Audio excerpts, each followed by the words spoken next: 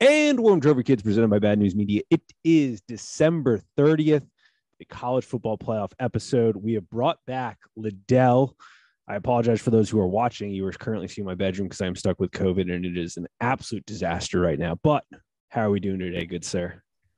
I'm doing well. I've been enjoying the college football bowl games kind of a little What a bit. disaster that has been so far.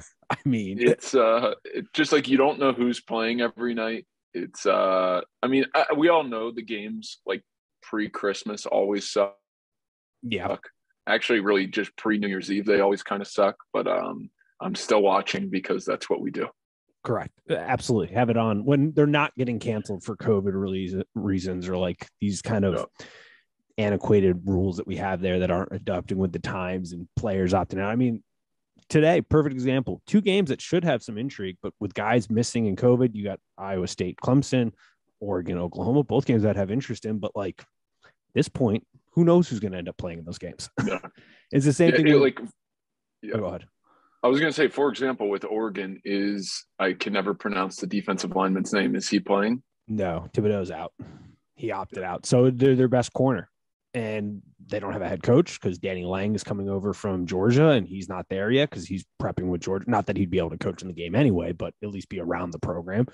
And then Oklahoma does have Stoops coaching, though. Stoops will be on the sideline. Which is awesome. Yep. I do like that. Caleb Williams is playing, obviously, because he's a freshman. But, yeah, I do like that Stoops is coming back into the headset. That's enough reason for me to watch. I'll be there. Exactly. What was I going to say in the bowl season? I feel so bad for the people who like try to handicap these games ahead of time too, because it's like literally you have to wait until the day of. I don't know why anybody in the world is trying to give out any advice. We're going to give it about the playoff games here, which is tough because who knows? I would assume they're locked in like airtight bubbles at this point, these teams, but it's tough. It's just a tough way that sports are going. We're seeing in college basketball, our program at Xavier's not having games right now. It's ripping through the sports, unfortunately, which makes it difficult to kind of talk about and handicap or even give a preview of. I'm very hopeful that within the next few weeks, basically leading up to the NFL playoffs, some of the rules that are being used are really going to adjust because it seems like, the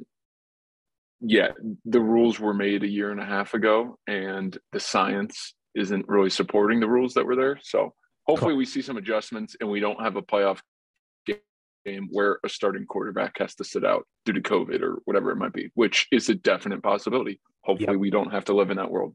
I am terrified of what would happen for the college football national championship if COVID, because I think I read some article today that was like, they're cool with forfeiting the game due to COVID. I'm like, unacceptable. Like just push it back a week or whatever. Like I can't have that happen.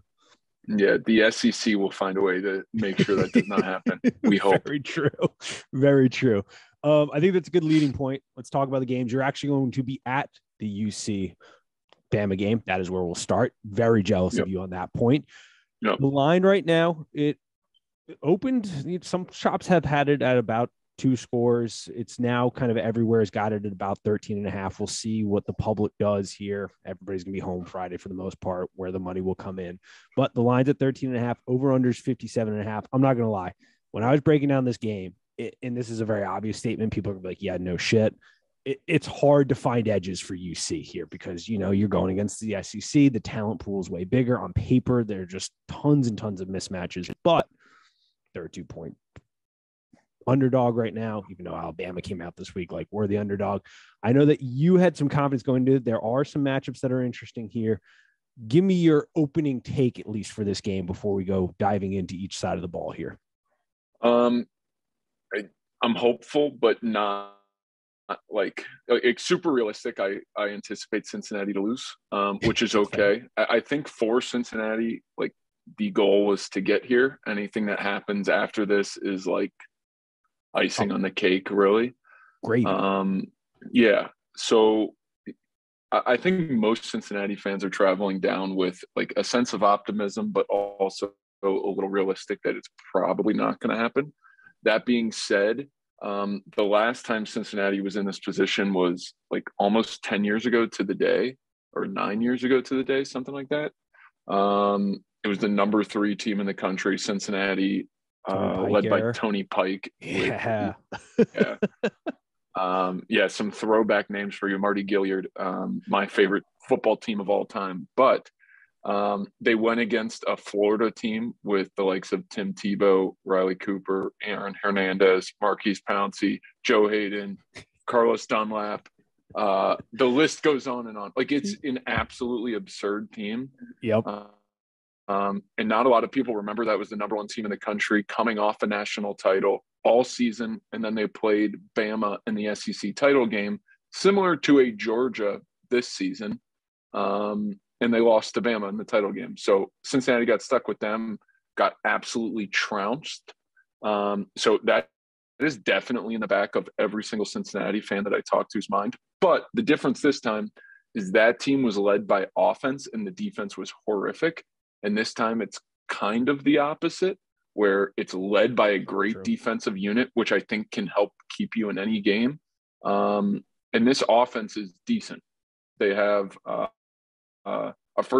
potentially first round quarterback. After that, the drop off's pretty heavy, but you got a few NFL players in there. With Jerome Ford's probably late round, maybe a guy that gets picked up after the draft. But Pierce, the wide receiver, will definitely be drafted. Ritter will definitely be drafted. A lineman here or there. So there's some reason to believe this is a good Cincinnati team. Now, when you go up against any SEC team, specifically Alabama, Georgia, you're going to be in some trouble with man-to-man matchup. It's tough. There are some glaring matchups that are rough. When you look at, for example, UC's defensive line versus the Alabama offensive line, they're very undersized. But then, like you said, the defense is strong. Linebacker and back linebackers are good. Defense is the secondary is elite of elite. I mean, that's the best group. Correct. All three players grade out the highest on the UC team. I mean, hell, you got Kobe Bryant winning the Jim Thorpe Award, best corner in the country, and he's not even the best corner on the team. Now, that's not to downplay Bryant, but like Sauce Gardner is just there, who just nobody throws to, and that's an interesting matchup within the game. I'm assuming he'll be matched up on Jamison Williamson of Alabama. That'll be an interesting matchup. But yeah, it is in the offensive line versus Alabama's defensive line. That's concerned. I think let's first go.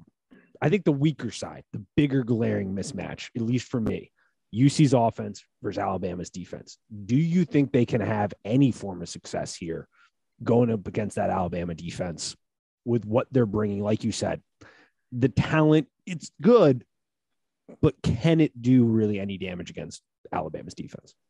So going off of Cincinnati playing against quote unquote elite talent type of teams, which is in the past 363 days, is a game against Notre Dame and a game against Georgia.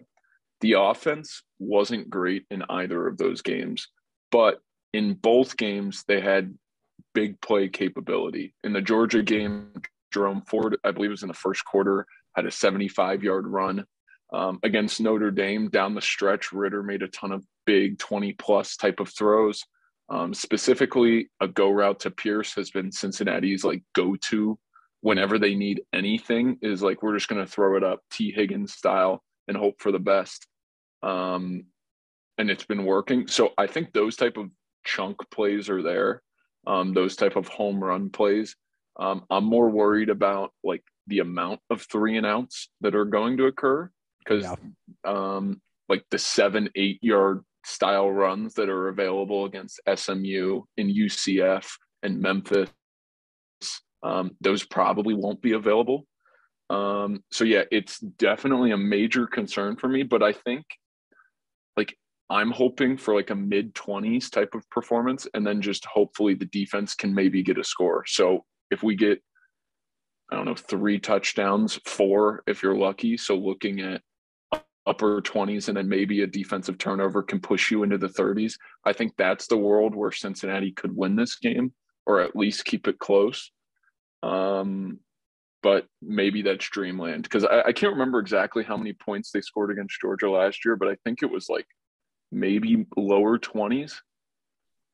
Yeah. And I think, unfortunately, some people, I get it, people will point out, Georgia probably didn't give a shit about that game and whatever, but I think there's a benefit to that game and it may be a false confidence, but mentally, I think UC's coming to this game a little bit better prepared because they played that game last year. They saw SEC speed, they saw SEC size, and they said, hey, we hung around it. Even if you buy into the theory that Georgia didn't really give a shit about the game, it's sort of a false confidence where when you show up and you see that maroon or what, I think they're wearing white, Alabama, and I think UC gets their black jerseys, which one edge right there mentally. Look good, feel good, play good. But the maroon is way more intimidating than Alabama whites. But when you look over to the sideline, you see that team.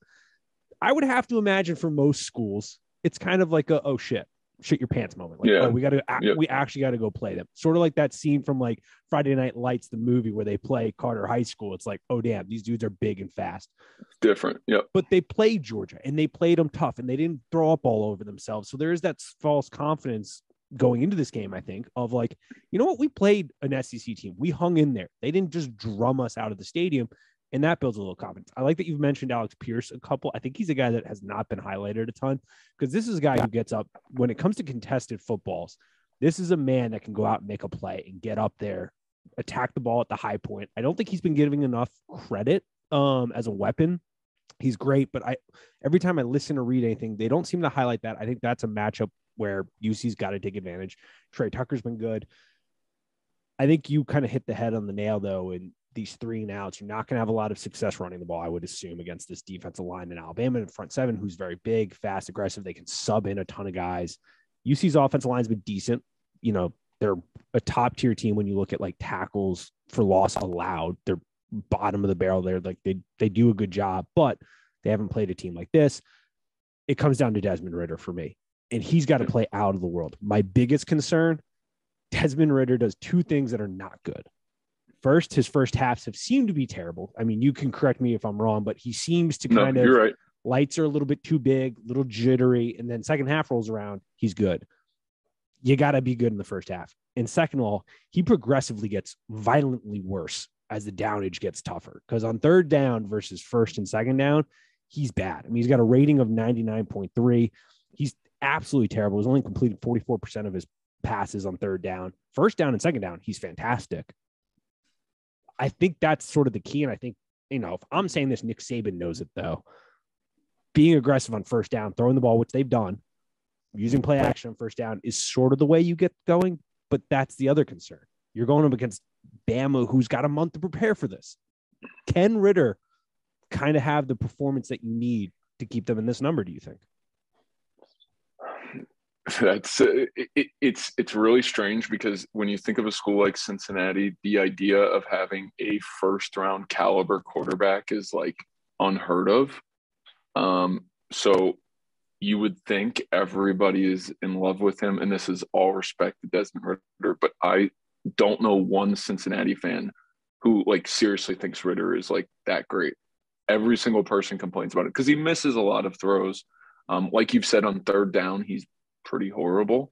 Oh, it's bad when you look at the splits. Yeah, it gets progressively worse. It's bad. So it makes you think maybe he's good with, I don't know, in rhythm type of plays, but the longer, deeper ones, he's not as good. I don't know what exactly it is, and I don't really know what NFL scouts look at him and think, oh yeah, that's a late first round type of talent. I mean, I get some of it, but I think if you were to rank like Cincinnati quarterbacks in the last 20 years, most fans would not have Ridder as their favorite quarterback, even though he has set every school record. He easily has the best winning percentage that a Cincinnati quarterback probably will ever have. A lot of that's just being a 4-year starter, but yep. No, the confidence is not super high going into the game. But if he cannot turn the ball over, and like I said, just get 1 or 2 big plays, that might be enough to keep it close. Yeah, and I need to make a correction. I said 44% on third down. He's 46.8%. So that extra 2.8% is important. Yeah, that's it. He drops from a 73% percentage completion on first down to 46 on third. His rating goes from 187 to 99. He's almost 5 yards less average completion on third down compared to first and second down. It's a big drop off. And so I think major. Yeah. And you see, to their credit, to the offensive coordinator's credit, when I've watched the games, he sort of recognizes that they do pass a good amount on first down. They do utilize play action a lot on first down. I think the thing that they're going to need to do maybe a little bit more, that's something I don't know if people have really been talking about, is use Ritter's legs more designed, because we've seen teams that give this Alabama defense trouble, the Floridas of the world, A&M. A&M of the world, those quarterbacks have been able to get out of the pocket, make a throw, get downfield, rush the ball. I think there's going to have to be some design plays, and Ritter's really going to have to step up, getting flushed out of the pocket and making a big throw, which once again, that's where that Alec Pierce comes into play on a broken play, high ball, jump ball, one-on-one. That could be a mismatch for them because there's not a lot. I don't have a whole lot of confidence on that side of the ball. Flip it, where I think the matchup gets way more interesting, as you alluded to. The UC defense is where you maybe start to find some edges. There's a glaring, I think, mismatch offensive line of Alabama versus the UC defensive line because they're just undersized, which happens. But linebackers and secondary, fantastic for UC. And then on the other side of the ball, you're losing Menchie, which is a huge loss, but we know Alabama's got some depth at wide receiver. You have Bryce Young, Heisman winner, who, opposite of Ritter, gets better as the downage gets tougher, it seems like. Do we think UC can match up well against this Alabama offense and keep them within a respectable range where maybe you can have confidence in betting the 14? I know we're not going to give the pick right now or anything, but do we think they can keep it close, I guess, or make a play here and there? Sincerely, I think they can. I hope I'm right. I think all of us would have said Georgia is going to shut down Alabama, keep them under at least 30 points. Alabama destroyed that. But I really have confidence in Cincinnati's secondary. Like you said, they have three guys who are NFL talent, two of which are upper. I mean, one of will be, I mean, Sauce Gardner is going to be a first-round pick, maybe top 20 type of pick. So I think there's real confidence on the defensive side of the ball. The run game is really what worries me. I'm not as scared in the passing game, and I know that's ridiculous because you're going against a Heisman candidate, but he will be without his debatably number one wide receiver. And he's probably going up against one of the better secondaries he's going to see. And I know that's ridiculous because it's Cincinnati, and Cincinnati's a group of five team, but it's the truth. It's going to be one of the hardest secondaries that he plays against all season. So like I said earlier, keep him 30 or less is my goal. And that really is like A++ if you get a turnover that leads to like an easy score too. So if there's a world where you could keep them under 30 and get a turnover, maybe a pick six or a fumble in their own territory, that's the type of game they need to have. And I think that's good enough, at least to keep it close. And then if it comes down to the end, you never know what can happen.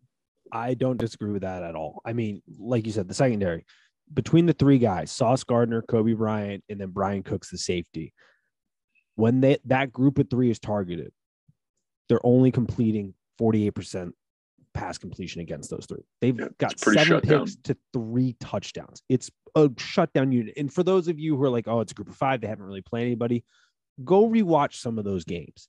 These dudes have fantastic technique. They are super athletic. Like, I get that there's a step up. It's going to be harder because you have more guys at wide receiver or more athletic depth wise. And, you know, there's no real down play where, like, when you're playing the SMUs, the Temples of the world, you can take a play off here and there, or maybe not go 100% where you're going to have to do that.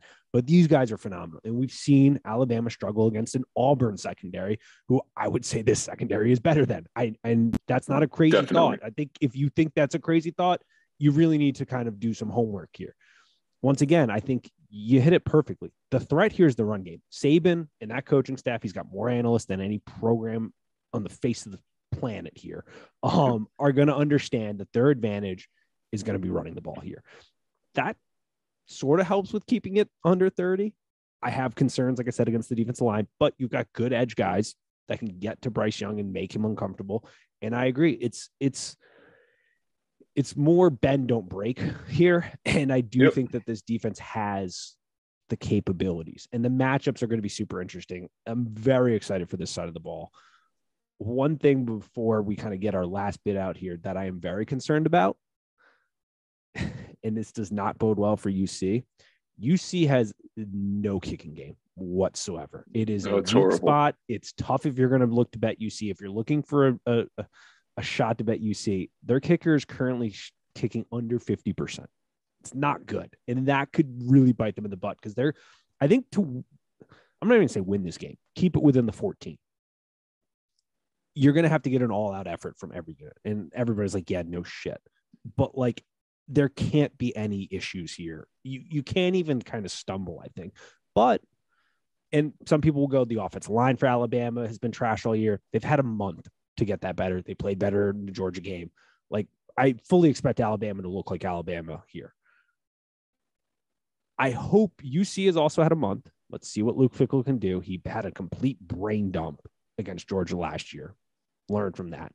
Yep. I'm hoping that they come out kind of Boise style here to begin the game and have some fireworks because I think that's what you're going to need. I think you're going to have to try to punch Alabama in the mouth, give them a haymaker early, and then just lean on your defense. And that's what I'm hoping for here. I don't know if you have anything else on this game, but it's interesting. No, I think our thoughts are pretty similar.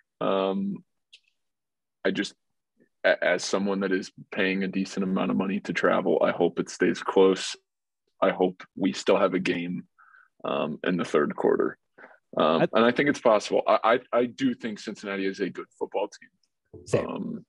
And we have seen all season, I know we had the Georgia game, which has changed everyone's opinion about Alabama miraculously, but Alabama wouldn't be in this game if it wasn't for a 4th and 9 completion at Auburn late in the game, and then add in the 8 other things that went their way late in that game, like Auburn running out of bounds on a second down that would have basically put the clock at 10 seconds. Either way, going way too deep into the details here, this isn't the best Alabama team. It's actually one of the worst Alabama teams we've seen in the last 10 years, which is insane because they have a Heisman Trophy winner playing quarterback. But this is a flawed Alabama team. This is the best Cincinnati team I will probably ever see in my life. So if there was a chance for an upset, the hope is that it's now, but it still is Alabama versus Cincinnati. And history doesn't really bode that well for small programs beating Nick Saban. No, it also doesn't bode well for double-digit underdogs. In the playoff era, double-digit underdogs are 0-6 straight up, and they're 2-4 against the spread. So the favorites have done work in this spot. Another part UC is they play downhill. They like to play on the other side of the ball defensively. They are top 15 in tackles for losses on defense. So this is a team that it can be aggressive. It will be interesting. I wouldn't be overly aggressive because as we saw with Georgia, when they went blitz heavy in that second half, it kind of bit them in the ass. Once again, the secondary is a little bit better, so you can leave guys on islands. I think that if Ritter plays to his full potential and this defense plays to their full potential, UC should hang in this game. The offensive line is also going to hold up their end. That's a concern point. But I think if those two things happen, this game is controllable. If Ritter has a first half like he's been having and is bad on third down, this game could get ugly quickly, which is if you want to bet UC, I think you're probably better off waiting to see if that number comes up. I have a feeling it's going to go to 14 because the public's going to come in heavy on Alabama. And then you could throw them in a teaser, make it a 3-score game. I like that a little better. It's a tough game. I'm going to wait to see what happens here, but I think we broke it down pretty good. And I do think UC has a shot. I've been a big UC guy all season. Which is weird as a Xavier fan. I said it from literally preseason. They are making the playoffs because they didn't fumble and throw up all of themselves against Georgia last year. They've been there. They are well deserving. I don't want to hear people if they get their asses kicked like this is why they shouldn't be in. No, bullshit. They're fine. It's an interesting game. They just got to play. They got to play their game. And if they play their game and they play well and Ritter shows up, I think they're fine to make it competitive. If they don't, because Alabama's flawed, it could be a drumming real quick. It could be ugly. Yep. All right. Second playoff game, the night game, which by the way, do you like it on New Year's Eve?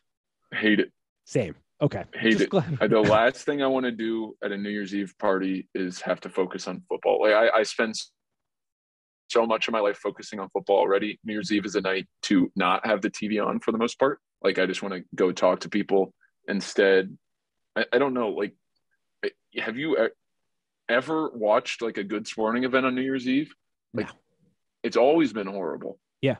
In the one year they did the first year they did it on New Year's Eve, the ratings were terrible. And they sat terrible. Like, why were the ratings so bad? It's like, because the vast majority of us that don't have a rooting interest and before gambling got like way, way big, Yep. don't care. We have other things to do. Like and for us who do care, it's a grind to get through the season, to get through bowl season. If you're doing the NFL like I do, it's like, I'm with you. I'm like, I just want a night off. And meanwhile, I'm going to be going over to my buddy's house for the second game.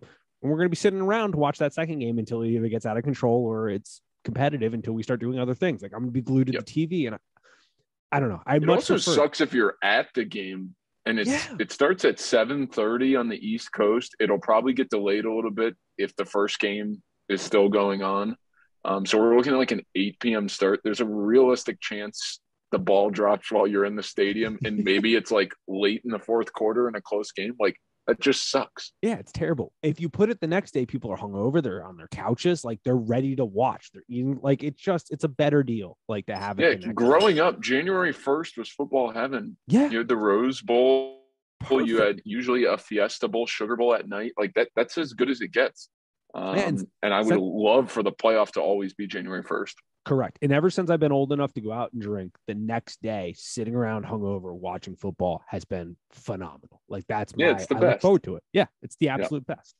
Yeah. But whatever. All right, got delayed there. Let's talk Michigan, Georgia.